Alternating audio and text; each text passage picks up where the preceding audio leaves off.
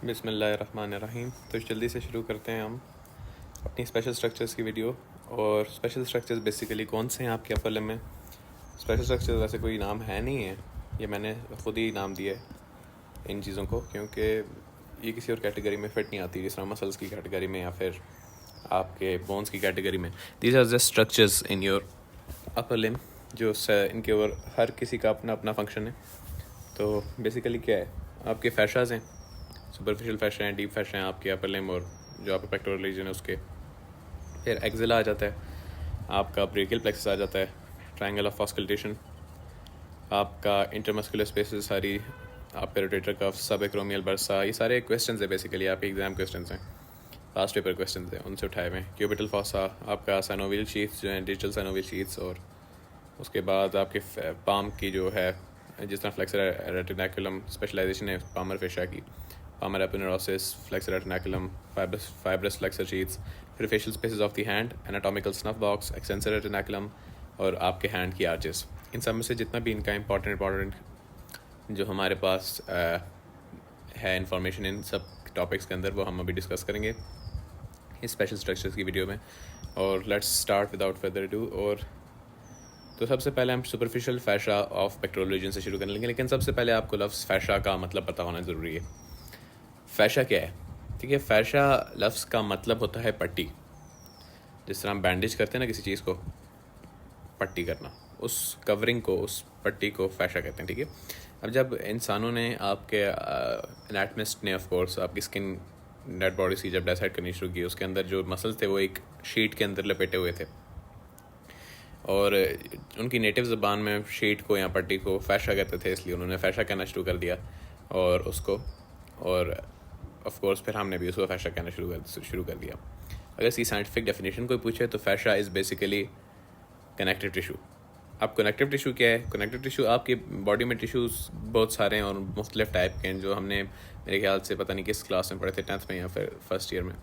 और उनमें यानी आपके पास आ जाता है स्केलेटल, यानी आपके पास मस्कुलर टिशू आ जाता है, आपके पास कनेक्टिव टिशू आ जाता है, एपिथेलियल टिशू आ जाता है। ठीक है, इस तरह के सारे डिफरेंशिएशंस हैं।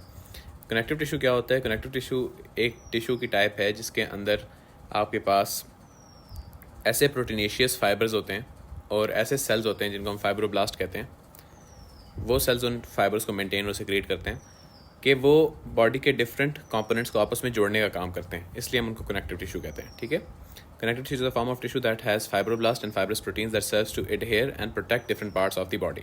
ठीक है, एंड दैट इट इज़, और फैशा क्या होता है? Fascia is basically the connective tissue that encloses structures. तो ये तो फैशा के ऊपर एक बहस होगी। उसके बाद क्या है कि अब फैशा आपका मल्टीपल लेयर्ड होता है। ठीक है, यानी ये नहीं है कि एक ही फैशा ने आपके मसल को किया हुआ है, उसके अंदर कोई फैशा नहीं है।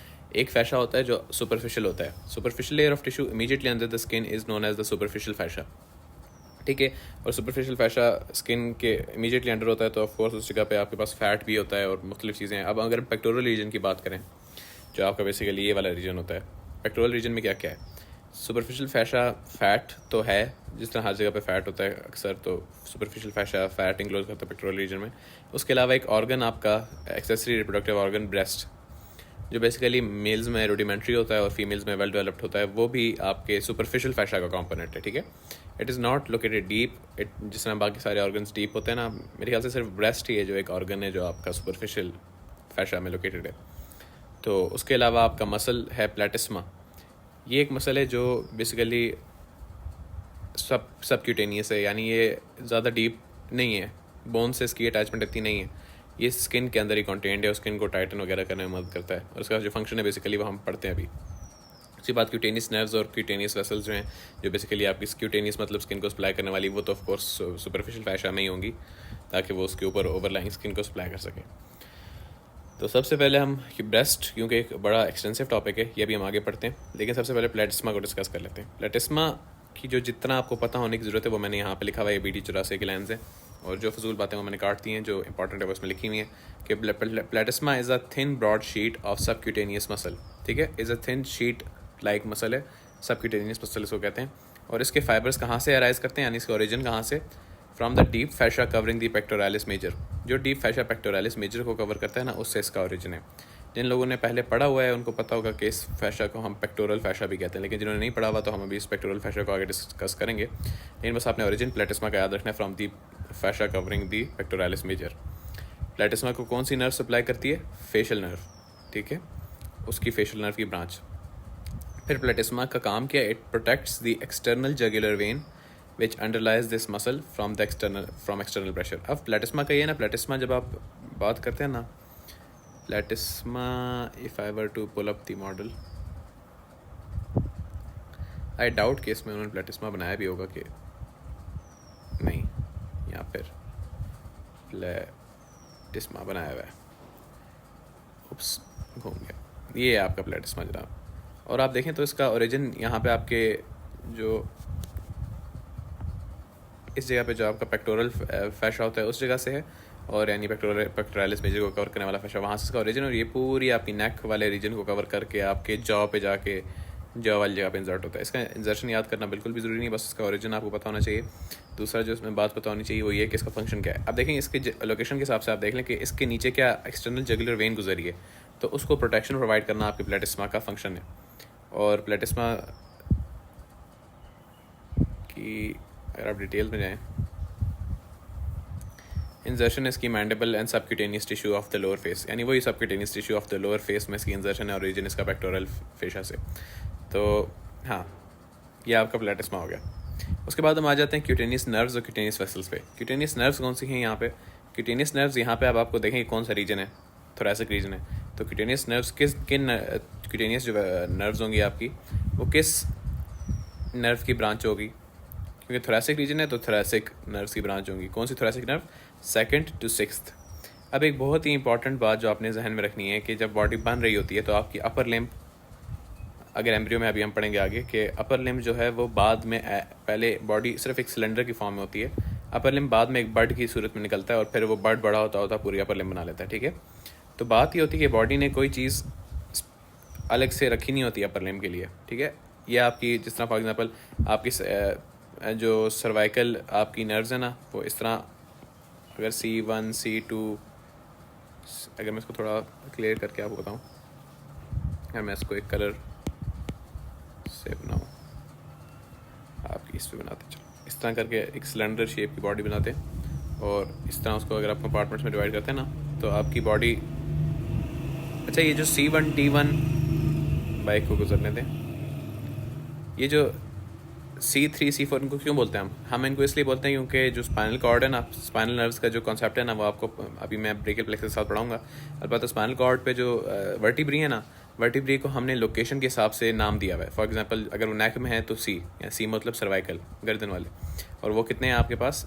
7। तो आप इस तरह लिखते हैं C1, फिर उससे नीचे वाला C2, जो नेक वाले रीजन में वर्टिब्री आते हैं, और उन वर्टिब्री के अंदर जो स्पाइनल कॉर्ड का कॉम्पोनेंट है, उससे जो नर्व्स निकलती हैं उनको हम उसके मुताबिक ही कहते हैं। फॉर एग्जांपल जो C1 वाले एरिया से निकलती है उसको C1 स्पाइनल नर्व कहते हैं। जब मैं आपको बता रहा था कि बॉडी का जो सिलेंड्रिकल शेप है, तो C1 सप्लाई करती है C2 C3 C4 C5, फिर आपका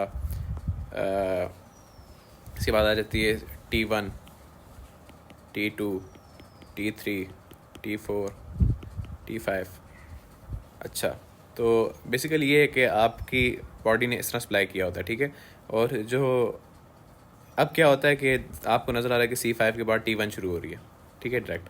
लेकिन जब अपर लिम्ब का बर्ड निकलता है ना आपकी बॉडी की साइड से, अब उसको भी तो कुछ नर्व्स ने सप्लाई करना है ना, तो आपकी C5 से लेके T1 तक, यानी C6 और C7 जो है ना बैक को सप्लाई कर रही होती हैं।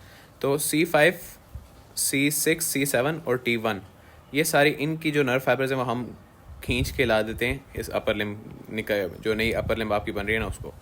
तो यानी अब ये वाली जो रीजन्स हैं, ये वाली जो आपकी स्पाइनल नर्व्स हैं, ये बिल्कुल आपके थोरैक्स को सप्लाई नहीं करेंगी, ये सारी सप्लाई करेंगी अब अपर लिम्ब को, और ये जाके ब्रेकियल प्लेक्सस वगैरह बनाती हैं, ठीक है। C5 से लेके T1, C5 C6 C7 और T1, तो ये सारे आपके ब्रेकियल प्लेक्सस का कंपोनेंट बन जाते हैं और अपर लिम्ब को सप्लाई करते हैं। इसलिए इनकी जो इनर्वेशन है वो आपके थोरेसिक रीजन और आपके नेक वाले रीजन से ख़त्म हो जाती है। आपको यहाँ पे नज़र आ रहा होगा कि C3 C4 है, और उसके बाद कौन सप्लाई कर रहा है? T2, क्योंकि C5 जो था और C6 C7 और T1 वो सारे चले गए आपके अपर लिम्ब में, ठीक है, अपर लिम्ब को सप्लाई करने के लिए। ये तो बेसिकली बात एक छोटी सी मैंने आपको बताई है, सिर्फ ये याद रखवाने के लिए कि क्यों यहाँ पे सिर्फ T2 से T6 तक सप्लाई करिए स्किन को, और C3 C4 हैं, C5 C6 C7 और T1 कहाँ पे गए, ठीक है, वो अपर लिम्ब में चली गई। अब अगर हम बात करें क्यूटेनियस नर्व्स की बात कर रहे थे कि मैंने आपको कहा था थोरैसिक रीजन है, तो क्यूटेनियस ब्रांचेस भी आपकी थोरैसिक नर्व से आएंगी। जो थोरैसिक नर्व से आपकी क्यूटेनियस ब्रांचेस आएंगी वो किन किन थोरैसिक नर्व से आएंगी, T2 से T6 थोरैसिक नर्व से आएंगी वो, ठीक है। और उनकी कौन सी क्यूटेनियस ब्रांचेस हम कहते हैं इनको, एक तो एंटीरियर ब्रांच निकलती है हर थोरैसिक नर्व से और एक लेटरल ब्रांच निकलती है। तो anterior and lateral branches of the T2 to T6 thoracic nerves, ये तो आपका थोरैसिक रीजन को सप्लाई कर लेगी जो आपके पेक्टोरल एरिया। लेकिन पेक्टोरल एरिया आपका कुछ सर्वाइकल यानी नेक वाले रीजन में भी जाता है। तो जो नेक वाली हैं उनको कौन सी नर्व सप्लाई करेंगी, सुप्रा क्लैविकुलर क्यूटेनियस नर्व्स। सुप्रा क्लैविकुलर क्या मतलब, जो आपकी क्लैविकल बोन है ना उसके ऊपर जितना रीजन है ना उसको सप्लाई करेगी सुप्रा क्लैविकुलर नर्व्स। तो सुप्रा क्लैविकुलर क्यूटेनियस नर्व्स जो हैं वो आपकी पेक्टोरल रीजन के कुछ हिस्से को सप्लाई करती हैं। तो दो नर्व्स हमारे पास क्यूटेनियस नर्व्स कौन सी होगी, एक होगी थोरैसिक नर्व्स की branches, anterior lateral branches, 2nd to 6th thoracic nerve की, ठीक है। फिर आ जाती हैं आपकी सुप्रा क्लैविकुलर क्यूटेनियस नर्व्स जो आपकी बेसिकली सर्वाइकल प्लेक्सस से आती हैं, यानी आपके नेक वाले रीजन में जो पेक्टोरल रीजन, नेक वाले रीजन में जो आपका पेक्टोरल एरिया है ना उसको सप्लाई करती हैं आपके पास सुप्रा क्लैविकुलर क्यूटेनियस नर्व, जो ब्रांचेस हैं किसकी, सर्वाइकल प्लेक्सस की। अच्छा, सर्वाइकल प्लेक्सस की जब हम कहते हैं ना सुप्रा क्लैविकुलर क्यूटेनियस नर्व्स, हम उनकी कहते हैं कि उनकी मीडियल, लेटरल और इंटरमीडिएट ब्रांचेस, मीडियल एरिया को सप्लाई करेंगी, लेटरल एरिया को सप्लाई करेंगी, इंटरमीडिएट एरिया को सप्लाई करेंगी। किसकी ब्रांचेस हैं, सुप्रा क्लैविकुलर क्यूटेनियस नर्व्स की। तो अगर आप सिंपल याद रखें तो एक सर्वाइकल प्लेक्सस होता है, उसमें से निकलती है सुप्रा क्लैविकुलर क्यूटेनियस नर्व, उसकी फिर 3 ब्रांचेस होती हैं, लैटरल, इंटरमीडिएट और मीडियल ब्रांचेस। तो ये हमारे क्यूटेनियस नर्व्स हमने डिस्कस कर ली। उसके बाद वेसल्स आ जाती हैं। वेसल्स आपके पास इंटरनल थोरैसिक आर्टरी और पोस्टीरियर इंटरकॉस्टल आर्टरीज की ब्रांचेस हैं। अच्छा, ये बात ध्यान में रखनी है आपने कि आपकी जो थोरैसिक रीजन है उसमें जो आर्टरी, मेन आर्टरी है सप्लाई की, वो आपकी इंटरनल थोरैसिक आर्टरी है, ठीक है, जिसको इंटरनल मेमोरी आर्टरी भी बोलते हैं। वो इस तरह डाउनवर्ड्स जाती है, ये जो मैंने बनाई ना इस तरह जाती है डाउनवर्ड्स, तो ढेर सारी ब्रांचेस देती है। तो उसकी इंटरनल थोरैसिक, और ये डीप आर्टरी है, क्यूटेनियस आर्टरी नहीं है। तो इसकी जो आर्टरी, इसकी आर्टरी की जो ब्रांचेस आपकी स्किन तक आएंगी वो परफोरेटिंग ब्रांचेस होंगी, ठीक है। परफोरेटिंग का क्या मतलब होता है, जो किसी चीज़ को चीरते हुए आती हैं, किसी कोई दीवार है, कोई बॉर्डर, कोई मसल कुछ है, उसके अंदर से पास करती हैं, यहाँ पे आई और फिर उसको पूरा काट के उसके अंदर से गुजरेगी, तो ये परफोरेटिंग होंगी। तो जो परफोरेटिंग ब्रांचेस हैं आपकी इंटरनल थोरैसिक की, वो आपकी क्यूटेनियस सप्लाई देती हैं। और पोस्टीरियर इंटरकॉस्टल आपकी आर्टरीज है ना, अगर मैं उनका आपको थोड़ा सा बताऊँ, अगर मैं आपके मॉडल को लूँ, ठीक है, आपकी, और इसको हम इसका टॉप से देखें, तो जो आपकी पोस्टीरियर इंटरकॉस्टल आर्टरीज हैं सबसे पहले तो आपको बताऊँ जे के एओर्टा से आती हैं, ठीक है। जो आपका थोरैसिक एओर्टा पार्ट है और फिर एब्डोमिनल एओर्टा वहाँ से आती हैं। तो उनका कोर्स कुछ इस तरह होता है, वो पीछे, अब ये जो मैं राइट से बना रहा हूँ ना, ये वो है, ये उनका, आपने बस इमेजिन करना है ये रिब केज के रीजन पे मैं बना रहा हूँ। ये वो इस तरह पीछे से, अगर ये आपकी थोरैसिक एओर्टा डाउनवर्ड जा रही है ना टुवर्ड्स द एब्डोमेन, तो उससे जब ये ब्रांच निकलती है ना, ये आपके पीछे से घूम के यहाँ आगे तक आती है।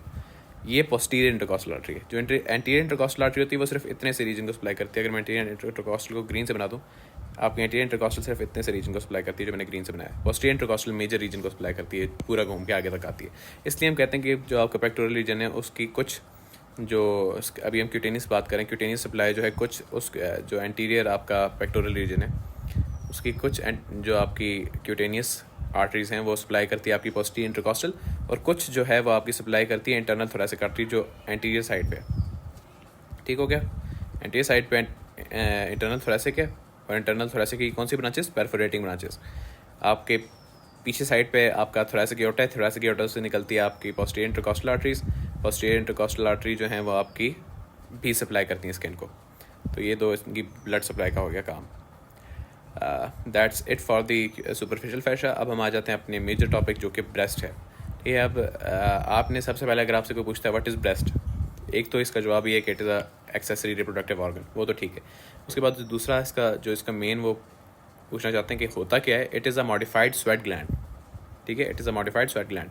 आपने सेबेशियस ग्लैंड नहीं कह देना, आपने कहना है sweat gland modified.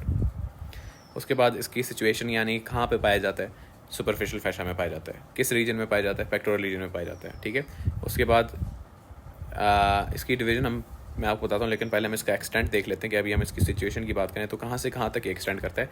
Second rib से सिक्स्थ रिब तक वर्टिकली एक्सटेंड करता है और लैटरल बॉर्डर ऑफ स्टर्नम से लेके आपके मिड एक्सिलरी लाइन तक ये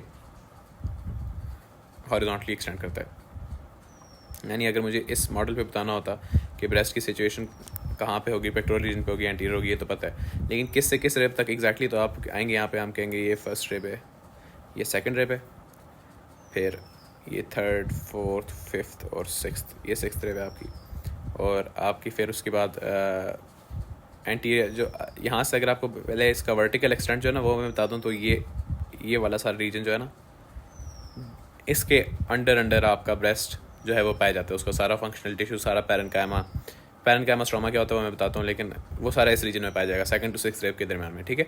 उसके बाद अगर हॉरिजॉन्टली उसका एक्सटेंट देखा जाए, हॉरिजॉन्टली मतलब इस तरह उसका एक्सटेंट देखा जाए, तो किधर से किधर तक एक्सटेंड करता है वो, आपके lateral border of the sternum से, अब मैं उसको ग्रीन से बनाता हूँ, आपका स्टर्नम ये बोन है, ये इसका लैटरल बॉर्डर जो मैंने ग्रीन से मार्क किया है, lateral border of the sternum से लेके आपकी मिड एक्सिलरी लाइन तक। अब एक्सिला इस जगह पे होता है, एक्सिलर mid axillary line, mid point of the axilla से इस तरह डाउनवर्ड एक खिंची हुई लाइन है, तो आपका ब्रेस्ट का जो हॉरिजॉन्टल एक्सटेंट होगा, मैं ब्लू से बताता हूँ, ये आपका हो जाएगा, ठीक है। लैटरल बॉर्डर ऑफ स्टर्नम से लेके मिड एक्सिलरी लाइन और सेकंड से लेके सिक्स्थ रिब तक इसका वर्टिकल एक्सटेंट हो जाएगा। तो ये बेसिकली आपका ब्रेस्ट का सिचुएशन और एक्सटेंट है, ठीक है। उसके बाद अगर हम इसकी डिवीजन की बात करें तो आप ब्रेस्ट को डिवाइड करते हैं 4 क्वाड्रेंट्स में, और 4 क्वाड्रेंट्स ऑफ कोर्स, जब फॉर एग्जांपल ये डायग्राम स्कीमेटिक्स ही है, अगर ब्रेस्ट को 4 क्वाड्रेंट्स में डिवाइड किया जाए, एक अपर मीडियल पार्ट हो जाएगा, ये मिड लाइन है बॉडी की इस तरफ, तो अपर मीडियल पार्ट हो जाएगा जो ऊपर और मीडियल की तरफ होगा, फिर इसी तरह अपर लैटरल हो जाएगा, फिर लोअर लैटरल और लोअर मीडियल पार्ट्स हो जाएंगे आपके ब्रेस्ट के।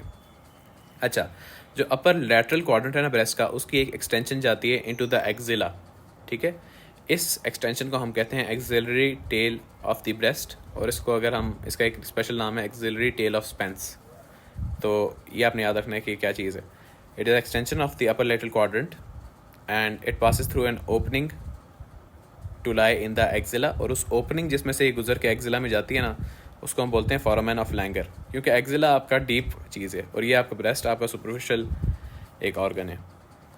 तो जिस ओपनिंग से ये घुस के डीप एरिया में जाएगी, वो डीप फैशा की ओपनिंग होगी ना, क्योंकि इसने डीप एरिया में जाना है तो पहले उसको डीप फैशा क्रॉस करना पड़ेगा। तो डीप फैशा में जो ओपनिंग है उसको हम बोलते हैं फोरामेन ऑफ लैंगर। फोरामेन मतलब सुराख, ठीक है। और एक्सिलरी टेल ऑफ स्पेंस उस पार्ट का नाम है जो आपके ब्रेस्ट का एक्सिला में लाई करता है। फिर आपके डीप रिलेशंस की बात कर लें, देखो ब्रेस्ट तो सुपरफिशियल है, इसके सुपरफिशियल क्या ही होगा, इसके ऊपर सिर्फ स्किन ही होती है, ठीक है, इससे सुपरफिशियल कुछ होता नहीं है। तो इसके डीप जो स्ट्रक्चर्स है उनकी बात कर ली जाए, तो अभी जो हमने एक्सटेंट वाली डायग्राम बनाई थी वो मेरे पास शायद मेरे स्क्रीनशॉट्स में सेव होगी, ये हमने एक्सटेंट वाली डायग्राम बनाई थी। अब आप देख लें तो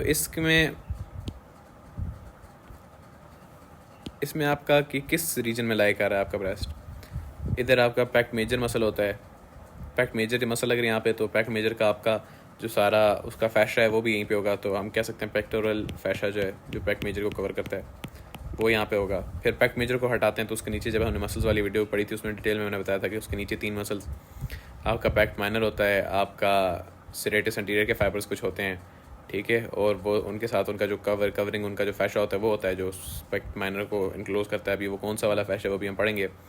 उसके अलावा जितनी भी स्ट्रक्चर्स हैं उसके डीप आ जाएंगे। तो सबसे पहले तो आपने ये बात ध्यान में रखनी ना कि जिस एरिया पे ये ब्रेस्ट आपका लाया कर रहा होता है ना, उस जिस जगह को ये जो इसके डीप जो जगह है जिसको ये कवर कर रहा होता है उसको हम कहते हैं द बेड ऑफ ब्रेस्ट। जिस जगह पे जो इसका एक्सटेंट होता है, जहाँ पे अगर मैं इसको यहाँ पे बताऊँ तो बेड का मतलब है जिस एरिया को इसने अपने डीप कवर किया होता है, ठीक है, वो इसका बेड हो जाता है। तो उसमें कौन कौन सी चीज़ें आ जाती हैं आपकी, कौन सी चीज़ें बेड ऑफ ब्रेस्ट को फॉर्म कर रही होती हैं। उसमें आ जाता है आपका पेक्टोरल फैशा जो आपके पेक्टोरलिस मेजर को कवर कर रहा है, ठीक है। फिर खुद पेक्टोरलिस मसल आ जाएगा। और कौन से मसल हैं मैंने आपको बताया था, पैक्ट मेजर के नीचे कौन से मसल होते हैं, सेरेटस एंटीरियर के फाइबर होते हैं, पैक्ट माइनर होता है। उसके अलावा एक्सटर्नल ऑब्लिक एक मसल है जो आपके एब्डोमेन का बेसिकली मसल है, लेकिन उसकी अटैचमेंट्स इस तरह करके ना, उसकी अटैचमेंट्स आपकी ना, अगर मैं यहाँ पे पर्पल कलर से शो करूँ, आपकी रिब्स तक आती हैं उसकी अटैचमेंट इस तरह करके। थोड़ा ब्राइट पर्पल कलर ले लेते हैं, हाँ, इस जगह तक आती हैं। इसलिए जब आप ब्रेस्ट के एक्सटेंट के नीचे उसको ले आते हैं तो वो उसके कुछ फाइबर्स उसके ब्रेस्ट के नीचे भी आ जाते हैं, तो वो सारे हैं। उसके बाद ये हमने मसल डिस्कस कर लिया। उसके बाद पेक्टोरल फैशा से सेपरेटेड है। ये एक इंपॉर्टेंट बात है कि रेट्रो मेमोरी स्पेस क्या होती है। रेट्रो मेमोरी स्पेस पहले तो आपको पता होना चाहिए, रेट्रो का मतलब होता है पीछे, मेमोरी हो गया आपका मेमोरी ग्लैंड या जिसको हम ब्रेस्ट कहते हैं, ठीक है। तो मेमोरी ग्लैंड के पीछे एक स्पेस है, तो मेमोरी ग्लैंड के पीछे वैसे था क्या है, आपके मेमोरी ग्लैंड के पीछे आपका पेक्टोरल यानी डीप, पीछे मतलब डीप, आपका पेक्टोरल फैशा था, ठीक है। तो पेक्टोरल फैशा और ब्रेस्ट के दरमियान में एक स्पेस होगी जो भरी होगी किस चीज़ से, loose areolar tissue. Loose areolar tissue basically fatty सा टिशू होता है और ये इससे फिल्ड होती है रेट्रो मेमोरी स्पेस। और इसमें इसके होने का फ़ायदा क्या है, इसके होने का फ़ायदा ये कि आपका ब्रेस्ट फ्रीली मूवेबल होता है फिर पैक मेजर के ऊपर। फॉर एग्जांपल अगर वो यहाँ पे, अगर ये मैं आपको ब्रेस्ट की डायग्राम बताऊँ, ये आपका पूरा ब्रेस्ट का टिशू ब्रेस्ट हो गया, उसके बाद ये आपका पेक्टोरालिस मेजर हो गया। अगर तो इन दोनों के दरमियान में कुछ भी ना होता तो आपका ब्रेस्ट फिक्स्ड होता पैक मेजर के ऊपर। फिर जो क्योंकि आपको होता है कि ब्रेस्ट जो उसका ऑर्गन का मेन काम क्या है, उसका ब्रेस्ट मिल्क प्रोड्यूस करना है, जो फीटस कह रहा हूँ, आपका जो क्या बोलते हैं उसको यार, न्यू बॉर्न होता है, नियोनेट जो होता है उसकी न्यूट्रिशन के लिए बहुत ज़रूरी होता है, ठीक है। लेकिन उसको फीडिंग के लिए ज़रूरी है कि जो ब्रेस्ट है वो फ्रीली मूवेबल हो आपके पैक मेजर के ऊपर। तो इसलिए उन दोनों के दरमियान में एक लूज एरियोलर टिशू का कंपोनेंट है, और ये जिस जगह पे लूज एरियोलर टिशू पाया जाता है इसको कहते हैं retro memory space. Retro memory space का फ़ायदा ये कि आप ब्रेस्ट आपका फ्रीली मूवेबल होता है ओवर दी पैक मेजर, ठीक है। ये भी हो गया। तो ये 3 चीज़ें आपने डिस्कस कर ली इसकी डीप रिलेशन में, एक रेट्रो मेमोरी स्पेस, एक जो मसल्स हैं उसके नीचे, उसके बाद जो फैशा है, ये तीनों चीज़ें हमने डिस्कस कर ली जो ब्रेस्ट की डीप रिलेशन में आती है। फिर स्ट्रक्चर ऑफ ब्रेस्ट की बात की जाए तो एक तो सबसे ऊपर आपको स्किन नज़र आती है। स्किन में क्या क्या है वो भी हम डिस्कस करते हैं, लेकिन उसके अलावा पैरेन्काइमा आपने याद रखना, जब भी हम किसी ग्लैंड को डिस्कस करते हैं ना, जो functional part of the gland होता है ना उसको हम बोलते हैं पैरेन्काइमा। फंक्शनल पार्ट यानी जिसने मिल्क प्रोड्यूस करना है, एक्चुअली वो आपका फंक्शनल पार्ट होगा आपके ब्रेस्ट यानी मेमोरी ग्लैंड का। तो मेमोरी ग्लैंड का जो फंक्शनल पार्ट होगा उसको हम कहेंगे पैरेन्काइमा। इसमें क्या चीज़ आएगी, इसमें आपकी ग्लैंडुलर सेल्स आएंगे। उसके बाद स्ट्रोमा क्या होता है, stroma is the connective tissue structure for support, जो ब्रेस्ट की शेप को मेंटेन करने के लिए आपका स्ट्रक्चर होता है ना, उस सारे को हम स्ट्रोमा कहते हैं। स्किन की बात कर लीजिए, स्किन में आपने मेनली एक तो स्किन ही है ना, स्किन आपका non stratified squamous keratinised epithelium skin होता है आपका पूरी बॉडी पे, ठीक है। तो उसके अलावा यहाँ पे 2 चीज़ें हैं जो थोड़ी डिफरेंट हैं, एक आपका निपल जो एक प्रोजेक्शन है, और एक आपका एरियोला जो निपल के बेस पे आपका पिंक सा एरिया है, ठीक है। इन दोनों को डिस्कस करना जरूरी क्योंकि थोड़े से डिफरेंट है। तो निपल क्या है, it is a conical projection, ठीक है, कॉनिकल प्रोजेक्शन है, present just below the centre at the level of the 4th intercostal space 10 centimetre from the mid line. ये क्या बात हुई, हमने ब्रेस्ट की एक्सटेंट फाइल डायग्राम बनाई थी, इसको दोबारा हम लेबल करेंगे। फॉर एग्जांपल अगर मैं यहाँ पे आपके ब्रेस्ट की डायग्राम बना दूँ, स्कीमेटिक सी, लाइक थोड़ा इसको थिक मार्कर से बनाते हैं,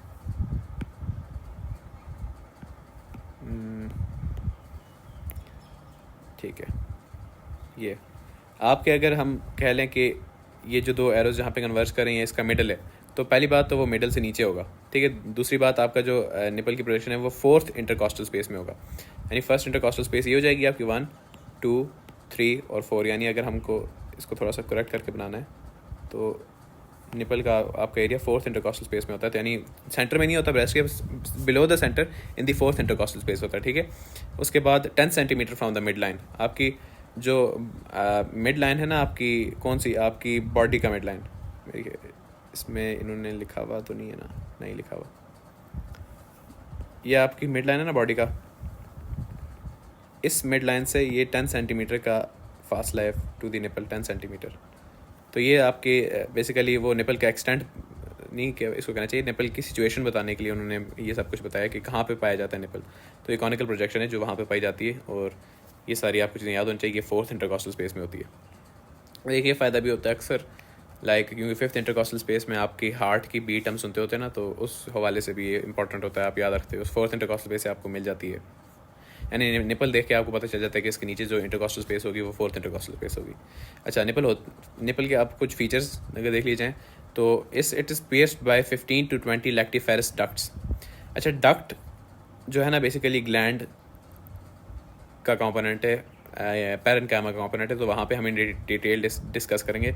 लैक्टिफेरस का मतलब हो गया आपके जो मिल्क प्रोड्यूसिंग ग्लैंड के पार्ट है, ठीक है। लैक्टिफेरस उससे लैक्टोज जिस तरह होता है ना, मिल्क का शुगर होता है, हम कहते हैं लैक्टिफेरस तो है, और डक्ट हो गया ग्लैंड कंपोनेंट। लेकिन आपने याद सिर्फ ये रखना है, फॉर एग्जांपल अगर मैं एक ट्रांसफर सेक्शन लेता आपके ब्रेस्ट का, ये आपका निपल है, तो इस निपल के अंदर क्या होता है, इसको पहले तो यहाँ पे आपको ढेर सारे जो लैक्टिफेरस डक्ट्स हैं ना, वो यहाँ पे आके इसको पियर्स कर रहे होते हैं। कितने 15 to 20, यहाँ पे मैं सिर्फ एक साइड से दिखा रहा हूँ इसलिए मैं 3 दिखा पा रहा हूँ मैक्स, मैं थोड़े छोटे करके भी बनाऊँ तो लाइक 4 एक दिखा दूँ शायद। तो इस तरह इसको हर डायरेक्शन से पेयर्स कर रहे होते हैं। पेयर्स मतलब इसके अंदर अपनी सिक्रीशंस वो डाल रहे होते हैं, ताकि फिर यहाँ से एग्जिट करके वो बाहर बेबी होता है और उसको माउथ में आराम से डिलीवर हो जाए। आपका जो 15 to 20 लैक्टिफेरस डक्ट्स की ओपनिंग होती है इनटू द निपल, इसको हम कहते हैं कि दे पियर्स द निपल, ठीक है।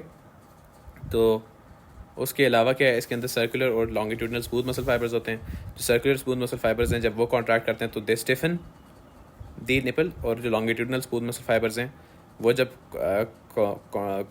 कॉन्ट्रैक्ट करते हैं तो वो फ्लैटन करते हैं इसको निपल को। तो ये दोनों इसके फंक्शन में मदद करते हैं, सर्कुलर स्मूथ मसल भी और लॉन्गिट्यूडनल स्मूथ मसल भी। उसके बाद आ जाते हैं आपके modified sweat and sebaceous glands. अच्छा, एक तो ब्रेस्ट खुद एक मॉडिफाइड स्वेट ग्लैंड है, लेकिन निपल के अंदर भी modified sweat and sebaceous glands होते हैं, जो बेसिकली उसको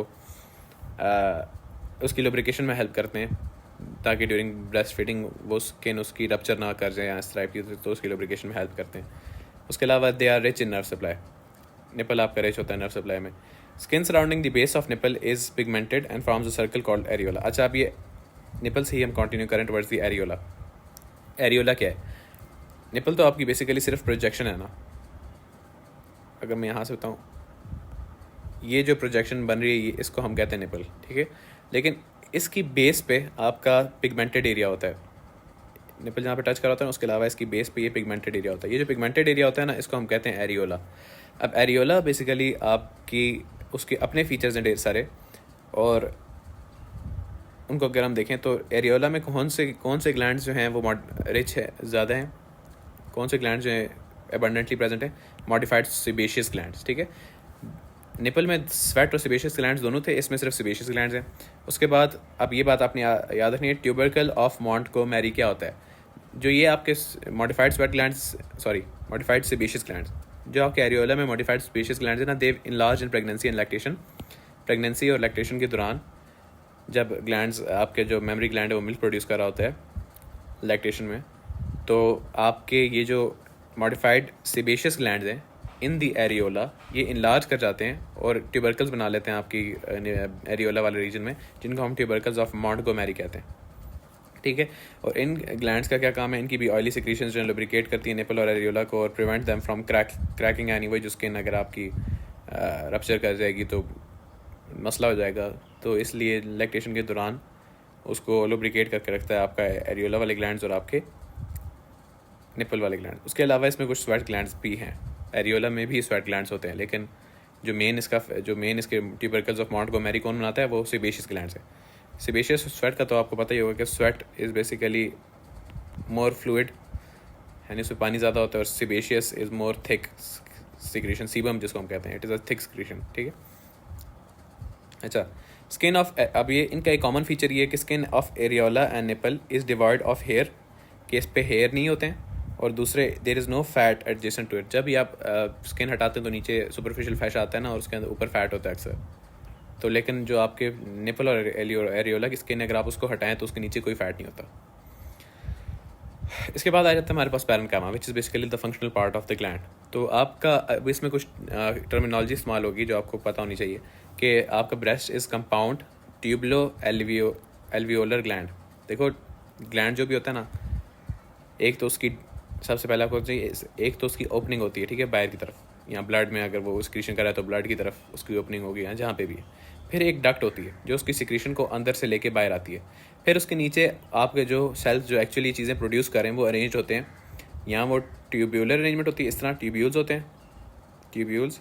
यहाँ फिर एल्वियोलाई होते हैं। अगर मैं दोबारा वही ग्लैंड बनाऊँ, एल्वियोलाई बेसिकली एक, जिस तरह आपके लंग के एल्वियोलाई होता है ना, ग्रेप शेप, इस तरह करके, इस तरह करके, इस तरह के, ठीक है, यहाँ वो ट्यूब्यूल होते हैं, यहाँ वो एल्वियोलाई होते हैं। जिन ग्लैंड्स में ये दोनों हों, ट्यूब्यूल भी हों एल्वियोलाई भी हों, उनको हम बोलते हैं ट्यूबुलो एल्वियोलर ग्लैंड, यानी ट्यूब्यूल भी है एल्वियोलाई भी हैं। फंक्शनल टिश्यू जो आपका है वो ट्यूब्यूल की सूरत में भी अरेंज्ड है, एल्वियोलाई की सूरत में भी अरेंज्ड है, ट्यूबुलो एल्वियोलर हो गया। अच्छा, और जो लफ्ज़ कंपाउंड इस्तेमाल हुआ है उसका क्या मतलब है? ये जो डक्ट है ना, अगर तो ये अनब्रांच्ड है तो आपका उसको हम कहते हैं सिंपल ग्लैंड, ठीक है, पीछे से बेशक जो भी हो, अगर डक्ट अनब्रांच्ड है तो उसको बोलते हैं हम सिंपल ग्लैंड। लेकिन कंपाउंड ग्लैंड में ये जो डक्ट है ये ब्रांचिंग होती है। ब्रांचिंग मतलब क्या कि इस तरह एक और पूरे ग्लैंड को सप्लाई करने वाली जो डक्ट है वो भी इसके साथ आ जाएगी, फिर ये कॉमन डक्ट बन जाएगी। इस तरह करके ब्रांचिंग सी डक्ट है। आप देखो, एक डक्ट आई, वो दो में ब्रांच करगी, फिर दो पार्ट्स ऑफ द ग्लैंड को से उन्होंने ड्रेन किया, ठीक है। ये ब्रांच अगर है ना तो इसको हम बोलते हैं कंपाउंड। तो आपका ब्रेस्ट बेसिकली एक कंपाउंड ट्यूबुलो एल्वियोलर ग्लैंड है, ठीक है।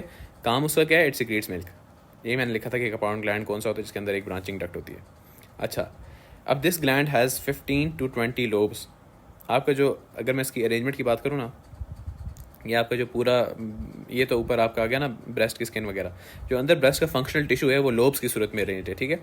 ये आपका एक लोब हो गया, ये आपका दूसरा लोब हो गया, ये आपका तीसरा लोब हो गया। और ये लोब्स जो हैं बेसिकली ये कितने टोटल? 15 to 20, ठीक है। अब each lobe is a cluster of alveoli and is drained by a lactiferous duct. जो डक्ट है ना, जो बेसिकली इन सब को ड्रेन करती है आपके एल्वियोलाई को। एल्वियोलाई बेसिकली आपको tubulo alveolar, alveoli basically milk produce कर रहे हैं। इन मिल्क जो इनसे प्रोड्यूस हो रहा है उसको ड्रेन कौन कर रही है? आपके पास डक्ट, ठीक है, ये डक्ट। अब ये डक्ट जो है बेसिकली इस पूरे स्ट्रक्चर में से, क्योंकि मिल्क लेके जा रही है इसलिए हम इसको कहते हैं लैक्टिफेरस डक्ट। ये भी हो गया। अब हम आ जाते हैं, lactiferous ducts converge towards the nipple and open on it. तो हमने कहा था ये निपल को पियर्स करती हैं, इसलिए निपल की तरफ ही कन्वर्ज करेंगी और फिर निपल को ही पियर्स करेंगी और उसी में ओपन होते हैं। Near it's termination each duct has a dilation called lactiferous sinus. अब क्या है कि जो आपकी डक्ट, अगर मैं फॉर एग्जांपल सिर्फ डक्ट की बात करूँ, बाकी आप सब कुछ भूल जाएं 2 मिनट के लिए, अगर डक्ट सीधी तरह से आ रही नीचे, आती आती आती आती आती आती आती यहाँ तक आई, ठीक है, फिर ये नहीं है कि एकदम ही जाके ओपन हो जाती है directly on to the nipple surface. ये पहले इनलार्ज करके एक साइनस बनाती है। साइनस मतलब एक कैविटी, एक साइनस बनाती है, इसको हम बोलते हैं लैक्टिफेरस साइनस। यहाँ पे आपका मिल्क स्टोर होता है, ठीक है, यहाँ पे आपका मिल्क स्टोर हो जाता है। तो ये एक इंपॉर्टेंट बात है कि लैक्टिफेरस डक्ट क्या होता है, लैक्टिफेरस साइनस क्या होता है, आपके एल्वियोलाई किस तरह अरेंज होते हैं, ठीक है, ये सारी बात होगी। उसके बाद ये आपके पैन का में इंपॉर्टेंट यही बात होती है कि आप पहले तो उसकी टाइप बताएं, कौन सा टाइप के ग्लैंड है, फिर आप बताएं कि ग्लैंड के कितने, इस ग्लैंड के कितने लोब्स हैं। देन उस लोब में जो क्लस्टर है आपके जो सिक्रीशन प्रोड्यूसिंग हैं, सिक्रीशन प्रोड्यूसिंग जो आपका पार्ट है ग्लैंड का वो किस सूरत में है? वो एल्वियोलाई की सूरत में। उसके बाद जो लैक्टिफेरस डक्ट है वो लैक्टिफेरस साइनस कैसे, लैक्टिफेरस साइनस क्या चीज़ होती है यह वो बताना ज़रूरी है। उसके बाद जो इम्पोर्टेंट बात है, ये सारी अगर आपने डिस्कस कर ली हैं, मेन तो यही बातें थी। उसके बाद आ जाती है आपकी एपिथेलियम किस टाइप की है। एपिथेलियम क्या होता है? Epithelium is basically the outer most layer of any structure जो उसको लाइन कर रही होती है, ठीक है। अगर हम डक्ट की बात करें, डक्ट की एपिथेलियम कौन सी होगी? जो अभी मैं रेड से बनाऊंगा ना वो डक्ट की एपिथेलियम होगी। ये आपकी डक्ट की एपिथेलियम है जो डक्ट को लाइन कर रही है। ये किस टाइप की एपिथेलियम है? ठीक है, ये है आपके पास बेसिकली डक्ट की एपिथेलियम की बात करें तो it is columnar for smaller ducts, columnar for smaller ducts and larger have 2 to 3 layers of cells। यानी दोनों में ही columnar होंगी, लेकिन जो smaller ducts हैं उनमें ये simple columnar होगी और जो आपके larger ducts हैं उनमें 2 to 3 layers of columnar होगी और उसको हम stratified columnar भी बोल सकते हैं। बाकी जो टर्मिनल पार्ट होता है डक्ट का उसकी स्ट्रेटिफाइड स्क्वेमस केराटिनाइज्ड एपिथेलियम, यानी स्किन की बेसिकली आप टर्मिनल पार्ट ऑफ डक्ट कौन सा है? टर्मिनल पार्ट ऑफ डक्ट ये है ना जो आपकी स्किन पे खुल रहा है, निपल पे खोल रहा है। निपल बेसिकली स्किन, आपकी स्किन का कंपोनेंट है, ठीक है।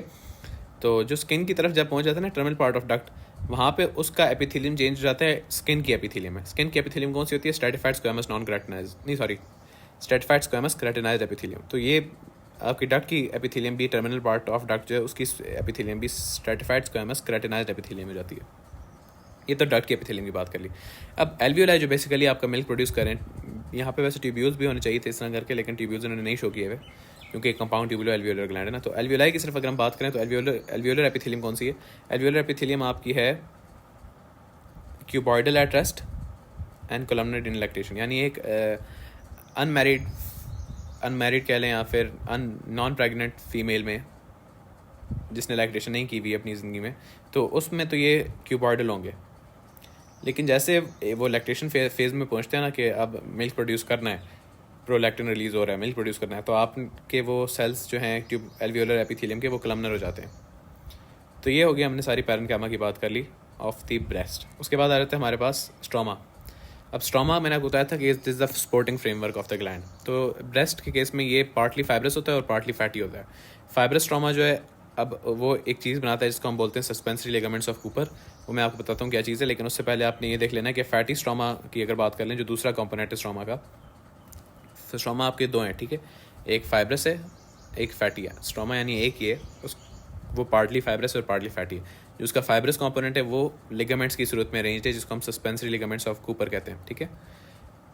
और जो आपका फैटी स्ट्रोमा है ना, वो मेन बल्क बनाता है ग्लैंड का, यानी जो ब्रेस्ट है उसमें मेन बल्क कौन चीज़ बना रही है, मेन जो उसका साइज़ और उसका सब कुछ डिटरमिन करता है वो आपका फैट डिटरमिन करता है।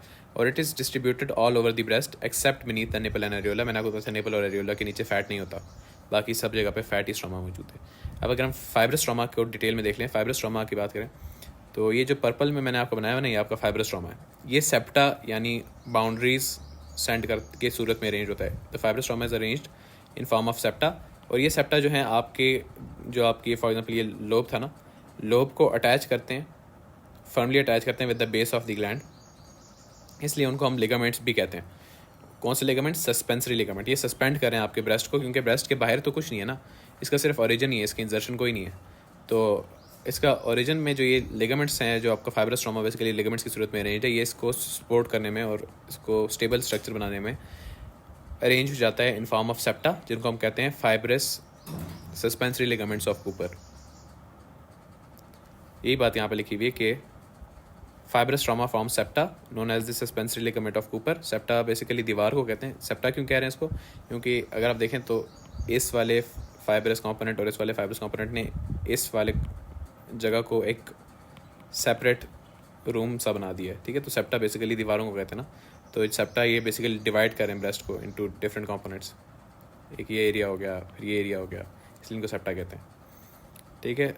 अच्छा, सस्पेंसरी लिगामेंट्स ऑफ कूपर का काम क्या है? It anchor the skin and the gland to the pectoral fascia. Simple सी बात है, एक तरफ ये जाके स्किन और ग्लैंड पे लग रहे हैं, दूसरी तरफ ये आपके पेक्टोरल फैशा के साथ अटैच्ड हैं, तो ये अटैच करते हैं आपकी स्किन और ग्लैंड को टू दी पेक्टोरल फैशा फर्मली, ताकि आपका ब्रेस्ट जो वो एक सपोर्टेड स्ट्रक्चर है,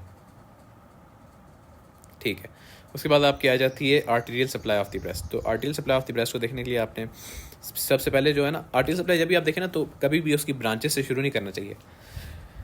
कहने का मकसद, फॉर एग्जांपल अगर मैं आपको स्टोरी बता दूँ, तो superior thoracic, acromiothoracic, lateral thoracic, perforating branches और ब्रांचेज ऑफ पोस्टीरियर इंटरकॉस्टल, तो आपको भूल जाएगा। सबसे पहले आप याद रखें कि ये ब्रांचेज आ कहाँ से रही हैं, ठीक है। जितना आप ये याद रखते हैं ना कि कहाँ से आ रही हैं, तो आपको कम से कम एक बेसिक आइडिया रहता है। अब अगर मैं बात करूँ आपका ब्रेस्ट को, अगर मैं आपको बताऊँ, आपके ब्रेस्ट को सिर्फ 3 आर्टरीज सप्लाई करती हैं, सिर्फ 3 आर्टरीज। एक एक्सिलरी आर्टरी, एक इंटरनल थोरैसिक आर्टरी, और एक आ जाती है आपके पास पोस्टीरियर इंटरकॉस्टल आर्टरी। ये 3 आर्टरी सप्लाई करती हैं। अब मज़े की बात, आपकी इंटरनल थोरैसिक आर्टरी अराइज करती है आपकी सबक्लेवियन आर्टरी से, if I am not wrong. I will also check, एक सेकेंड। जो आपकी internal thoracic arises from subclavian artery, ठीक है।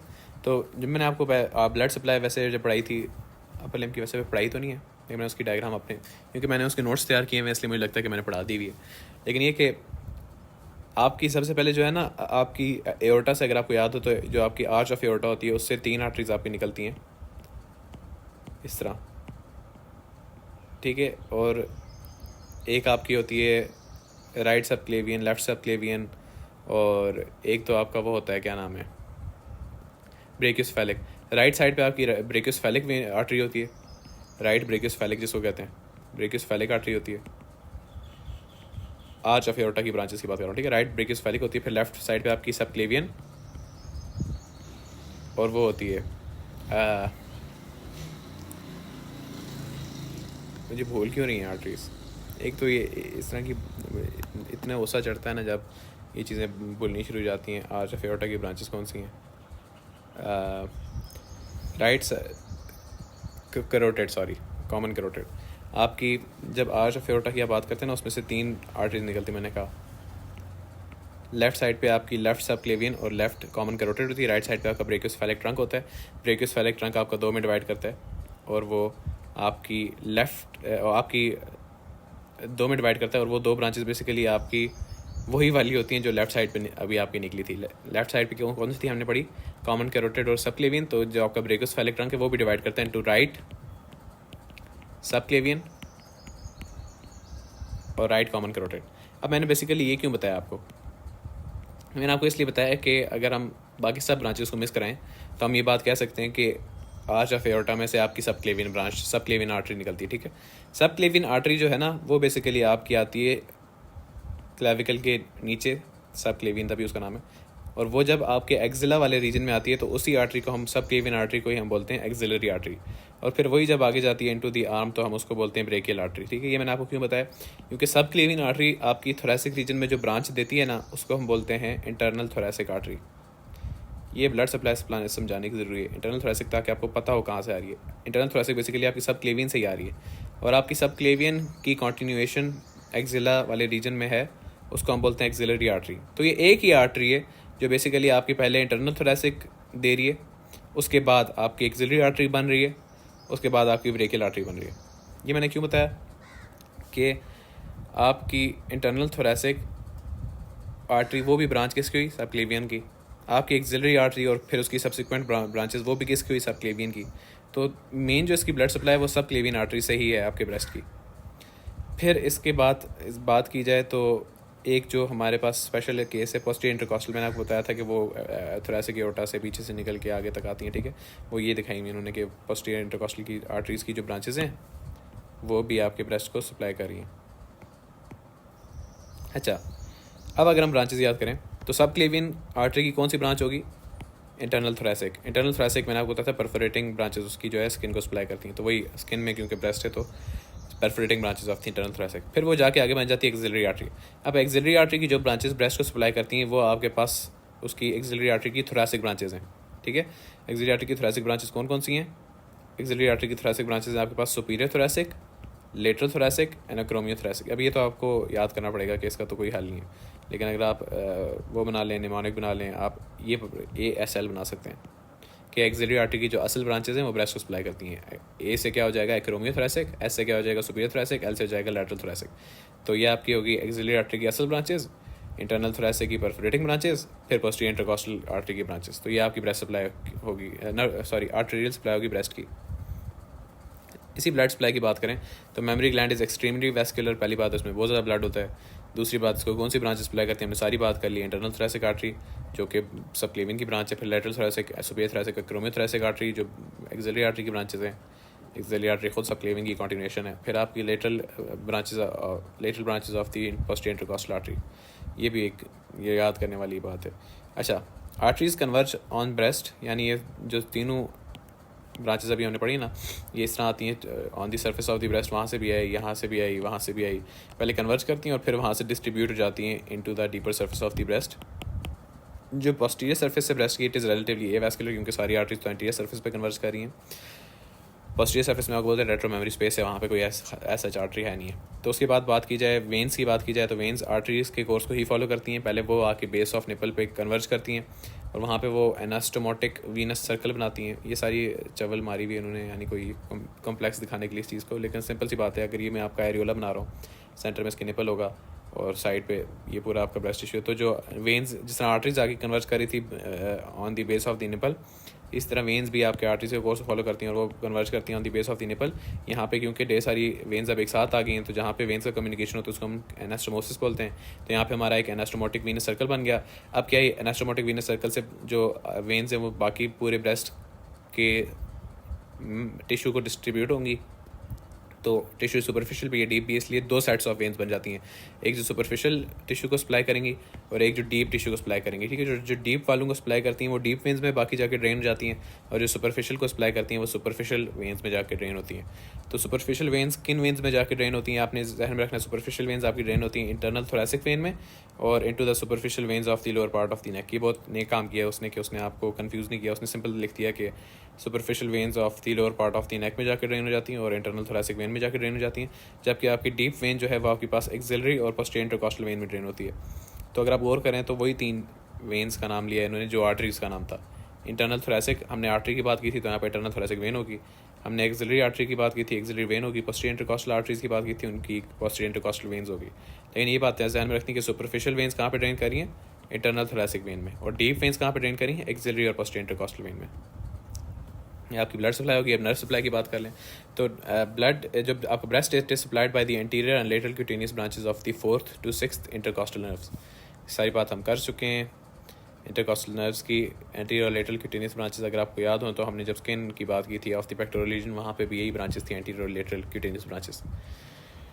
अच्छा, नर्व्स क्या कन्वे करती हैं, sensory fiber to the skin and autonomic fibers to the. अच्छा, ब्रेस्ट जो है आपका ऑफ कोर्स वो कोई उसके अंदर कोई क्या बोलते हैं उसको, सोमैटिक्स सप्लाई नहीं है इतनी। सोमैटिक मतलब जो आपके कॉन्शियस कंट्रोल में हो, वॉलंटरी नहीं है, ठीक है। ब्रेस्ट के अंदर कुछ वॉलंटरी नहीं होता, तो वहाँ पे ऑटोनॉमिक फाइबर्स जाते हैं स्मूथ मसल को और ब्लड वेसल्स को, उसके अलावा सेंसरी फाइबर जाते हैं टू द स्किन को, और बस नर्व सिर्फ ये फाइबर्स उनको सप्लाई करती हैं। दूसरी जो इंपॉर्टेंट बात आपने ध्यान रखनी कि nerves do not control the secretion of milk. आप सोचेंगे इतनी ज़्यादा नर्व्स जा रही हैं तो उनका कोई जो उसका मेन फंक्शन है ब्रेस्ट का जो कि मिल्क प्रोडक्शन है उसमें कुछ रोल होगा, लेकिन नहीं, आपके जो नर्व्स हैं उनका मिल्क प्रोडक्शन में कोई रोल नहीं होता। मिल्क प्रोडक्शन आपके कंट्रोल होती है एक हार्मोन से जिसको हम बोलते हैं प्रोलैक्टिन। और प्रोलैक्टिन कहाँ से आता है, it is secreted by the pars anterior. एक तो ये इनको बहुत बुरी बीमारी है हर चीज़ को कॉम्प्लिकेट करने की, जो BD-84 में भी यही चीज़ लाइन लिखी हुई है, by the pars anterior of the hypophysis cerebri. ये बकवास लिखने के बजाय आपको मैं बता दूँ ये किस चीज़ का नाम है, ये एंटीरियर पिट्यूटरी ग्लैंड जो है ना उसको कहते हैं। तो आप सिर्फ ये लिख सकते हैं कि it is control by the hormone prolactin that is secreted by the anterior pituitary gland. तो उसके बाद लिम्फेटिक ड्रेनेज पे आ जाएँ तो लिम्फेटिक ड्रेनेज ब्रेस्ट का एक बहुत बड़ा लॉन्ग क्वेश्चन एक अलग से क्वेश्चन है, और तो हम इसको स्टार्ट करते हैं। तो इसलिए मैं आपको बता रहा हूँ कि तैयार है ना, ये नर्व सप्लाई जितना छोटा नहीं होगा। लिम्फेटिक ड्रेनेज जो है बेसिकली क्यों पढ़ते हैं हम, क्योंकि आपको पता है कि breast cancer is the most common form of cancer और इन वेमेन, और इसमें ये बात ध्यान रखने की है कि इसकी लिम्फेटिक ड्रेनेज हमें क्यों इंपॉर्टेंट है, क्योंकि जो आपका कार्सिनोमा ऑफ द ब्रेस्ट होता है ना, उसके जो सेल्स होते हैं वो ब्लड के थ्रू इतना नहीं फैलते जितना वो लिम्फेटिक्स यानी लिम्फ वेसल्स के थ्रू फैलते हैं to the regional lymph nodes. Breast में जो कैंसर अगर मेटास्टैटिक है तो वो लिम्फ वेसल्स के थ्रू फैलता है पूरी बॉडी में, आपके एब्डोमेन में, आपके चेस्ट में, आपके बाकी सारे एरिया में, ठीक है। तो लिम्फेटिक ड्रेनेज में हमने दो चीज़ें डिस्कस करनी है, एक तो लिम्फ नोड्स और दूसरा लिम्फेटिक्स। लिम्फेटिक्स क्या होती हैं, this is basically the lymph vessels, तो इससे कंफ्यूज नहीं होना, और लिम्फ नोड्स तो लिम्फ नोड्स है। तो लिम्फ नोड्स क्या हैं, बेसिकली आपके जो लिम्फ है ना ब्रेस्ट का वो इन लिम्फ नोड्स में जाता है। अब आपने इसको मैं ज़रा आपको एक आगे एक ईजी वो भी लिखा हुआ है कि अगर आपका 100% लिम्फ है ना आपके ब्रेस्ट का, उसमें से 75% लिम्फ जाता है into the axillary lymph nodes. Axilla के अंदर जो लिम्फ नोड्स पाए जाते हैं ना, उनके अंदर आपका जाता है 75% of the lymph from the breast. 20% of that lymph जो ब्रेस्ट से निकलेगा वो जाएगा इंटरनल मेमोरी नोड्स में, और 5% जो है उसमें से निकल के जाएगा पोस्टीरियर इंटरकॉस्टल नोड्स में। अब एक बहुत इंपॉर्टेंट बात, अगर आपको याद हो तो जो आर्टरीज हमने पढ़ी थी जो ब्रेस्ट को सप्लाई करी थी वो कौन सी थी, एक्सिलरी आर्टरी, इंटरनल मेमोरी या इंटरनल थोरेसिक जिसको मैंने कहा था वो, और पोस्टीरियर इंटरकॉस्टल। इंटरनल मेमोरी और इंटरनल थोरेसिक एक ही आर्टरी का नाम है, ठीक है, पोस्टीरियर इंटरकॉस्टल आर्टरी। तो इससे आपको ये भी याद हो जाएगा कि किन नोड में आपका बेसिकली लिम्फ जो है वो जाता है। लेकिन ये बात याद रखें सबसे ज़्यादा कहाँ पे जाता है, 75% जाता है आपका एक्सिलरी में, 20% जाता है आपका इंटरनल मेमोरी में, और 5% जाता है आपका पोस्टीरियर इंटरकॉस्टल में, ठीक है। अच्छा, अब अगर हम डिटेल में डिस्कस करें लिम्फ नोड्स को, तो जो एक्सिलरी लिम्फ नोड्स हैं, अगर आपने एक्सिला पढ़ा हुआ है तो आपको पता होगा, नहीं पढ़ा हुआ तो इसको इतना भाव नहीं देना अभी, क्योंकि हम एक्सिला भी हम आगे पढ़ने वाले हैं।